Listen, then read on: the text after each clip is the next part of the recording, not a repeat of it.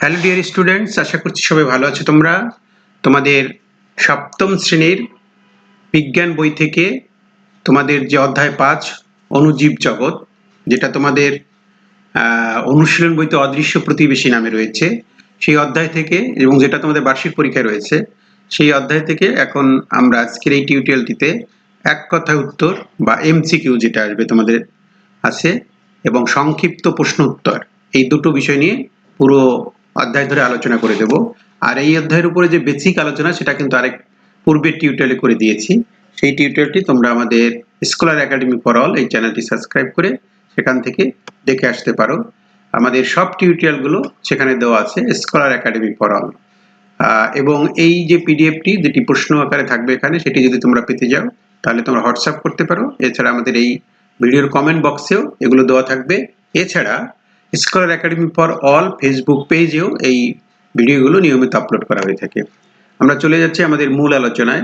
আজকে মূলত আমরা অদৃশ্য প্রতিবেশী, এটি মূলত তোমাদের অনুশীলন বইতে এই নামটা রয়েছে, আর মূল বইতে রয়েছে যে অণুজীব জগৎ, যেটা পঞ্চম অধ্যায় রয়েছে। সেই অধ্যায়ের আমরা এমসিকিউ যে প্রশ্নগুলো আসবে, অর্থাৎ এক কথায় উত্তরটা জানা থাকলেই এমসিকিউ আমরা পারা যাবে। যেমন ওখানে আমরা আলোচনা করেছিলাম দই তৈরি হয় কি থেকে, এটা হচ্ছে দুধ থেকে। অণুজীবকে কি নামে ডাকা হয়? আদিজীব। হ্যাঁ, অণুজীব জগৎ কোন এ রাজ্যের সংখ্যা কয়টি? 3টি আমরা জেনেছিলাম। কোন যন্ত্র দিয়ে অতীব ক্ষুদ্র জিনিস দেখা যায়? সেটার নাম হচ্ছে ইলেকট্রনিক মাইক্রোস্কোপ। SARS কোভিড-2 ভাইরাস কি নামে পরিচিত? এটা হচ্ছে করোনা ভাইরাস। ঠিক আছে, করোনা ভাইরাসের পুরো যে ভাইরাসটা, সেটা হচ্ছে এই ভাইরাসটা। প্রকৃত কোষের নিউক্লিয়াস কেমন থাকে? প্রকৃত কোষে থাকে সুগঠিত। ব্যাকটেরিয়া কোন ধরনের অণুজীব? এটা হচ্ছে আদিকোষীয়। ব্রেকিং এ কি ব্যবহৃত হয়? এটি হচ্ছে ইস্ট ব্যবহৃত হয়। পরের যে 9 নম্বর প্রশ্নটি রয়েছে, পরিবেশে ভাইরাস কিভাবে থাকে? ভাইরাস নির্জীব অবস্থায় থাকে, অর্থাৎ ইনএক্টিভ অবস্থায় থাকে তারা। ব্যাকটেরিয়াকে ভক্ষণ করে কে? সেটি হচ্ছে ব্যাকটেরিওফাজ, এক ধরনের ব্যাকটেরিয়া রয়েছে, সেইটা হচ্ছে ব্যাকটেরিয়া ভক্ষণ করে। ব্যাকটেরিয়ার কোষকে কি বলা হয়? ব্যাকটেরিয়ার কোষ হচ্ছে আদিকোষ। অণুজীবের আকৃতি ব্যাঙাচির মতো। কোন অণুজীবের? এটা যে ভাইরাসগুলো থাকে ব্যাঙাচির মতো থাকে। কোন ভাইরাস কোভিড-19 রোগের জন্য দায়ী? SARS CoV-2, এটা হচ্ছে কোভিড-19 যে রোগটি হয়েছিল সেইটার জন্য দায়ী। কোন অণুজীবের কারণে তামাকে মোজাইক রোগ হয়? সেটা হচ্ছে ভাইরাসের কারণে হয়। আমরা আমাদের পূর্বের টিউটোরিয়ালটি পুরো বিষয়গুলো নিয়ে আলোচনা করে দিয়েছি, তারই ধারাবাহিকতায় কিন্তু আজকের এই টিউটোরিয়ালটি। সেটা অবশ্যই তোমাদের দেখে আসলে তোমরা এই জিনিসগুলোর উত্তর এমনিতেই পেয়ে যাবে। অণুবীক্ষণ যন্ত্র যেটি আবিষ্কার হয়েছে সেটি কে করেছে? বিজ্ঞানী অ্যান্টনি ভন লিউনহুক। গোলাকার যে ব্যাকটেরিয়া, তার নাম কি? কক্কাস। নিউমোনিয়া রোগ সৃষ্টিকারী ব্যাকটেরিয়ার নাম কি? ওখানে আমরা প্রত্যেকটি ব্যাকটেরিয়া কোনটা কোন রোগ সৃষ্টি করে সেগুলো কিন্তু আলোচনা করে দিয়েছিলাম। সেটা হচ্ছে নিউমোকক্কাস। বেসিলাস ব্যাকটেরিয়া দেখতে কেমন? এটা হচ্ছে দণ্ডাকার। বাঁকা দণ্ডের মতো আকৃতির ব্যাকটেরিয়ার নাম কি? কমা ব্যাকটেরিয়া, কমার মতো যেটা থাকে আর কি। ধনুষ্টঙ্কা রক্তামশা সৃষ্টিকারী ব্যাকটেরিয়া কোন ধরনের? সেটি হচ্ছে বেসিলাস ব্যাকটেরিয়া। মানুষের কলেরা রোগ সৃষ্টি করে কোন ধরনের ব্যাকটেরিয়া? সেটা হচ্ছে কমার যে ব্যাকটেরিয়া সেটি। স্পাইরিয়াম ব্যাকটেরিয়া আকৃতি কেমন? প্যাচানো টাইপের থাকে এটা। মূল নিউক্লিয়াস বস্তুটির নাম কি? সেটা হচ্ছে ডিএনএ। ডিএনএ তে কি হয়? D ribo nucleic acid. জীবের বৈশিষ্ট্য নিয়ন্ত্রণ করে কি? জিন। জিনের কারণে মূলত প্রত্যেকেই আলাদা আলাদা থাকে। আমরা যে পৃথিবীতে যতগুলো মানুষ আছে, কারো জিনের সাথে কারো জিনের কোনো মিল নাই, সেজন্য প্রত্যেকটা মানুষই আলাদা থাকে। ব্যাকটেরিয়ার শত্রুর নাম কি? ব্যাকটেরিয়ার শত্রুর নাম হচ্ছে ভাইরাস। পরের যে প্রশ্ন, প্লাজমিডে কি থাকে? প্লাজমিডে থাকে মূলত জিন। ক্যাপসুল কোথায় দেখা যায়? ক্যাপসুল থাকে কোথায়? ব্যাকটেরিয়াতে থাকে ক্যাপসুলগুলো। ক্যাপসুল মূলত কিসের আবরণ? এটি শর্করার একটি আবরণ। কোন অঙ্গাণু ব্যাকটেরিয়া চলাচল করে? ফ্লাজেলা। মানে ব্যাকটেরিয়া চলাচলে কোন অঙ্গ সহযোগিতা করে? সেটা হচ্ছে ফ্লাজেলা থাকে এক ধরনের, সেটার উপর ভর করে তারা চলাফেরা করে। কোন অণুজীবটি প্রকৃতি মাটি থেকে নাইট্রোজেন সংবর্ধন করে? যেন আমরা ব্যাকটেরিয়ার উপকারিতা শিখছিলাম, সেখানে আমরা বলেছিলাম যে ব্যাকটেরিয়া শুধু মানুষের অপকারী করে না, উপকারী করে। সেটার মধ্যে একটা ব্যাকটেরিয়ার কারণে কিন্তু মাটির যে নাইট্রোজেন সেটা সংবর্ধন হয়। পরের যে প্রশ্ন 31 নম্বরের প্রশ্ন, কোন অণুজীবে পাটের আঁশ ছাড়াতে সাহায্য করে? সেটা হচ্ছে ব্যাকটেরিয়া। পাটকে পচাতে সাহায্য করে প্লাস পাটের আঁশ ছাড়াতে সাহায্য করে। ছত্রাক কোন ধরনের জীব? এটা হচ্ছে ক্লোরোফিল বিহীন অসবুজ। ছত্রাকে কিন্তু ক্লোরোফিল নাই, সেই কারণে সে অসবুজ থাকে। ছত্রাক কোষপ্রাচীরে বিদ্যমান বিশেষ উপাদান নাম কি? এটা হচ্ছে কাইটিন। কোন ঔষধ ব্যাকটেরিয়ার বিরুদ্ধে কাজ করে? অ্যান্টিবায়োটিক। অ্যান্টিবায়োটিক কেন খাই? আমরা যে জ্বর হয় বা সর্দি কাশি হয়, এটা এক ধরনের ব্যাকটেরিয়ার কারণে হয়, তখন আমরা অ্যান্টিবায়োটিক ওষুধ খাই। সেই ওষুধটা দিয়ে কি করে? ওই ব্যাকটেরিয়াকে ধ্বংস করে দেয়। কোন ছত্রাক থেকে পেনিসিলিয়াম আবিষ্কার করা হয়? এটা হচ্ছে পেনিসিলিয়াম। পাউরুটি তৈরিতে কোন ছত্রাক ব্যবহৃত হয়? পাউরুটি যে ফুলে ওঠে, হ্যাঁ, সেটা কি? সেই ছত্রাকটার নাম কি? আমরা আলোচনা করেছিলাম, এটা হচ্ছে ইস্ট। অ্যাগারিকাস ছত্রাকের নাম কি? অ্যাগারিকাস, যেটাকে আমরা বলছি মাশরুম, যেটা সবজি হিসাবে, খাবার হিসাবে ব্যবহৃত হচ্ছে, মাশরুম। কোন অণুজীবের সংক্রমণে দাঁত, ছোলম এই রোগগুলো হয়? সেটা হচ্ছে ছত্রাকের কারণে, অর্থাৎ আমাদের চর্মরোগ, যেটা বিভিন্ন ধরনের ছত্রাকে নিয়মিত সাবান ব্যবহার না করলে বা গোসল না করলে চর্মরোগ হয়, সেটা মূলত এক ধরনের অণুজীবের কারণে হয়, সেটার নাম হচ্ছে ছত্রাক। ক্লোরোফিল যুক্ত সবুজ উদ্ভিদ সদৃশ জীবটির নাম কি? সেটা হচ্ছে শৈবাল। ঠিক আছে, শৈবালে ক্লোরোফিল আছে, সে সবুজই, নিজের খাদ্য নিজে তৈরি করতে পারে এবং সবুজ। বৃহৎ শৈবালকে কি বলা হয়? কেল্প। বাণিজ্যিকভাবে চাষকৃত শৈবালের নাম কি? স্পিরুলিনা। ঠিক আছে, পরের প্রশ্ন, 42 নম্বর প্রশ্ন। আইসক্রিম তৈরিতে ব্যবহৃত সামুদ্রিক শৈবালজাত উপাদানটির নাম কি? উপাদানটির নাম কি? সেটি হচ্ছে অ্যালজিন।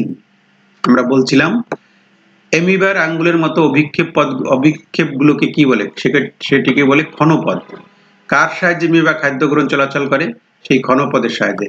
তাহলে অ্যামিবা চলাচল করে মূলত ক্ষণপদের সাহায্যে, আর ব্যাকটেরিয়া চলাচল করে মূলত ফ্লাজেলার সাহায্যে। অ্যান্টিমেবা কোন রাজ্যভুক্ত? এটা প্রোটিস্টা রাজ্যের অন্তর্ভুক্ত। অ্যামিবা কোথায় থাকে? সুস্বাদু পানিতে। স্পোর তৈরির প্রক্রিয়াকে কি বলে? স্পোরুলেশন। কোন ভাইরাসের কারণে এইডস রোগ হয়? এইচবি, এইচআইভি, যেটা এই ভাইরাসের কারণেই মূলত মানুষের এইডস যে রোগটা হয়, এইচআইভি। এখানে এইচ, এরপরে আই আছে, এইচআইভি। 49 নম্বর, পাটের ভিতরে বসবাস করা ব্যাকটেরিয়া থেকে আবিষ্কৃত অ্যান্টিবায়োটিক ওষুধটার নাম কি? যেটা আমাদের বাংলাদেশের বৈজ্ঞানিকরা আবিষ্কার করছে, ঢাকা ইউনিভার্সিটি জেনেটিক বিভাগ থেকে করেছে। হোমিকরসিন, যেটাকে বলছি আমরা হোমিকরসিন। রোগ প্রতিরোধ করার জন্য কি ধরনের খাদ্য গ্রহণ করতে হয়? সুষম খাদ্য। অণুজীব দ্বারা সৃষ্ট রোগ ব্যাধিকে প্রতিরোধ করার জন্য জনগণকে কি করতে হবে? সচেতন করতে হবে। এন্ডোফাইট হচ্ছে এক ধরনের কি? ব্যাকটেরিয়া ও ছত্রাক। এন্ডোফাইট কোথায় বসবাস করে? কোষের ভিতরে। 54 নম্বর প্রশ্ন, জৈব রাসায়নিক পদার্থ তৈরি করে কোন ধরনের অণুজীব? সেটা হচ্ছে এন্ডোফাইট। অধ্যাপক হাসিনা খানের নেতৃত্বে যেটা হয়েছিল, যেটা বলছি আমরা, যে এক ধরনের যে অ্যান্টিবায়োটিক তৈরি করেছিল, সেটার নাম কি ছিল?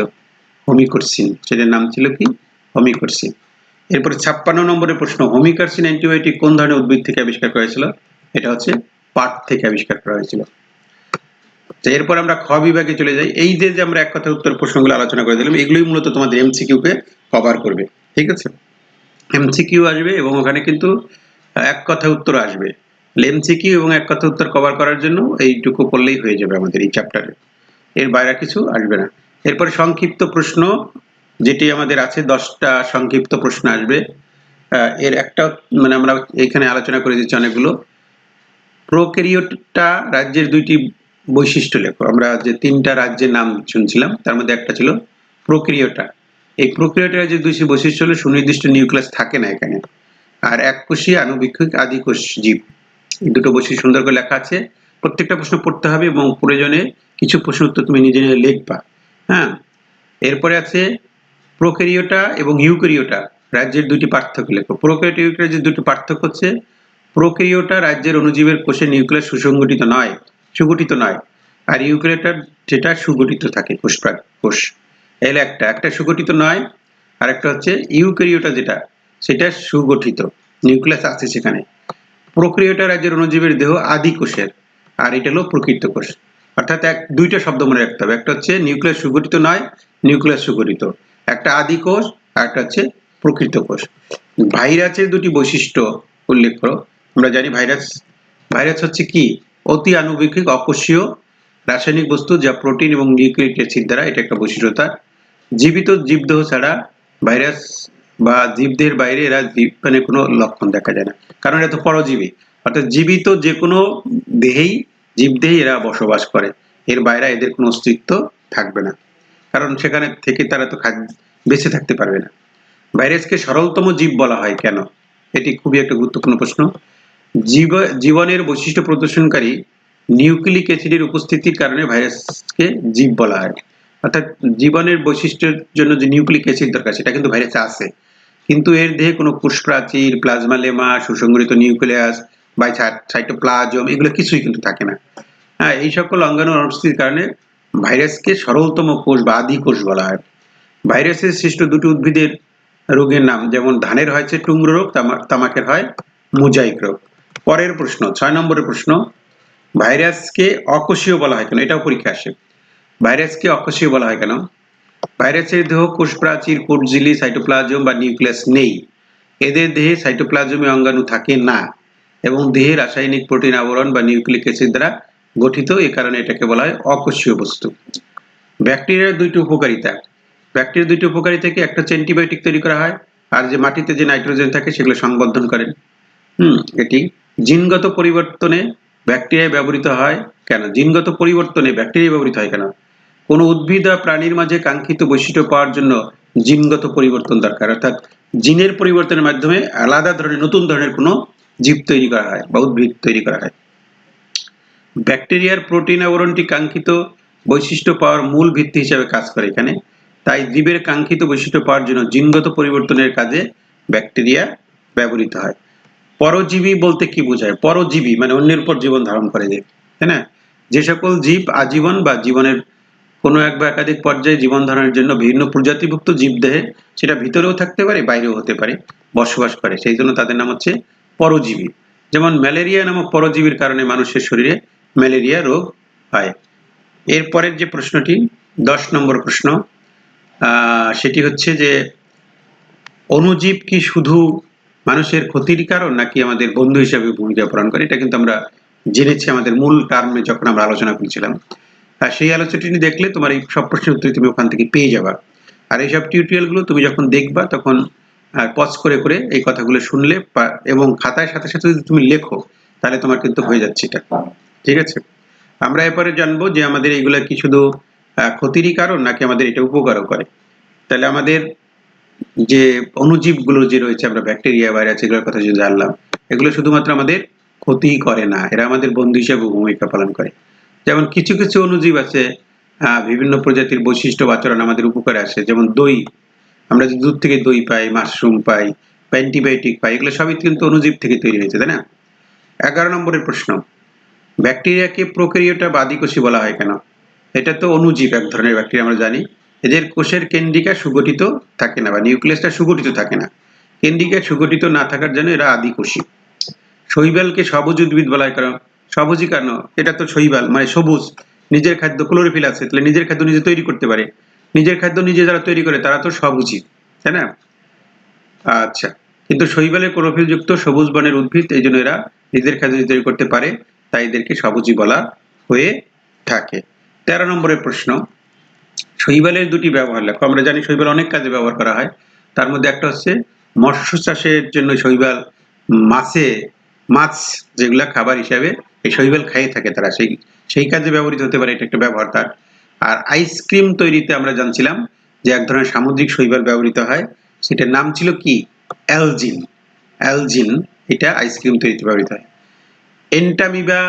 এন্টিমিবা খালি চোখে দেখা যায় না কেন? কারণ এরা তো এক ধরনের অতি ক্ষুদ্র কোষ, জীবকোষ, এরা সার্কোমেস্টিগোফোরা পর্বের অন্তর্ভুক্ত। এরা এই যে এন্টিমিবা যেটা, এদের কোনো নির্দিষ্ট আকৃতি নেই বলে খালি চোখে দেখা যায় না। এন্টিমিবার বংশ বিস্তার কিভাবে ঘটে? পরের প্রশ্ন 15 নম্বর, এন্টিমিবা কোষ বিভাজন ও স্পোর সৃষ্টির মাধ্যমে বংশ বিস্তার করে।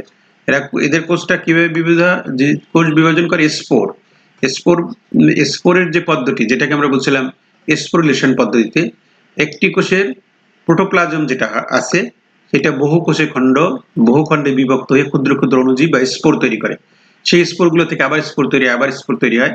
এইভাবেই কিন্তু তারা বংশবৃদ্ধি করে এবং অনুকূল পরিবেশে একটি নতুন অ্যামিবা হিসাবে আস্তে আস্তে এরা বড় হয়ে যায় এবং বংশ বিস্তার করে। 16 নম্বরের যে প্রশ্নটি, সেটি কিন্তু 15 নম্বরের সাথে অনেকটা যুক্তিযুক্ত। 16 নম্বরের প্রশ্নটি আছে স্পোরেলেশন পদ্ধতি কোনটা? এই যে আমরা যে বললাম যে এটা বংশবৃদ্ধি করে স্পোরের মাধ্যমে, অর্থাৎ খন্ড খন্ড অংশ বিভক্ত হয়ে যায়। এটা কিভাবে হয়, সিস্টেমটা কিভাবে হয়? প্রতিকূল অবস্থায় সিস্টের ভিতরে অ্যামিবার নিউক্লিয়াস বহু বিভাজন প্রক্রিয়ার মাধ্যমে বারবার বিভাজিত হয়ে অসংখ্য স্পোর সৃষ্টি করে। এই যে স্পোর সৃষ্টি করার প্রক্রিয়াটা, এটার নামই হচ্ছে স্পোরেলেশন। এই প্রক্রিয়া প্রথমে অ্যামিবার দেহের নিউক্লিয়াসের নিউক্লিয়ার আবরণী বিলুপ্ত করে। নিউক্লিয়াসটি বারবার বিভাজিত হয়ে অনেকগুলো ক্রোমাটিন খণ্ডে বিভক্ত হয়ে যায়। আচ্ছা, এই ছিল মূলত আমাদের সংক্ষিপ্ত প্রশ্ন। আমরা রচনামূলক প্রশ্ন একটা আলোচনা করে দিতে পারি। এখানে একটা প্রশ্ন রয়েছে, রচনামূলক প্রশ্ন একটা আলোচনা করি, পরের টিউটোরিয়ালে বাকিগুলো আমরা আলোচনা করে দেবো। গ বিভাগে আমাদের থাকবে রচনামূলক প্রশ্ন, যেটা উদ্দীপক বিহীন, অর্থাৎ কোনো উদ্দীপক থাকবে না, শুধু প্রশ্নটাই থাকবে। যেমন অণুজীব কি? হ্যাঁ, এটা একটা প্রশ্ন। পৃথিবীতে কোনো অণুজীব না থাকলে কি পৃথিবী টিকে থাকতো? এটুকু আমরা একটু দেখি, আলোচনা করি। অণুজীব কি? এর উত্তর কিন্তু বলেছে, এটা হচ্ছে এক ক্ষুদ্র এককোষীয় জীব যাদেরকে খালি চোখে দেখা যায় না। উদাহরণ হিসেবে কি বলতে পারি? ব্যাকটেরিয়া, প্রোটোজোয়া, এককোষী শৈবাল, ছত্রাক, এগুলো হচ্ছে অণুজীব। অণুজীবেরা মানুষের মতোই প্রকৃতির সন্তান, প্রকৃতির অংশ। পরের যে অংশটা, সেটার উত্তর হলো এটা।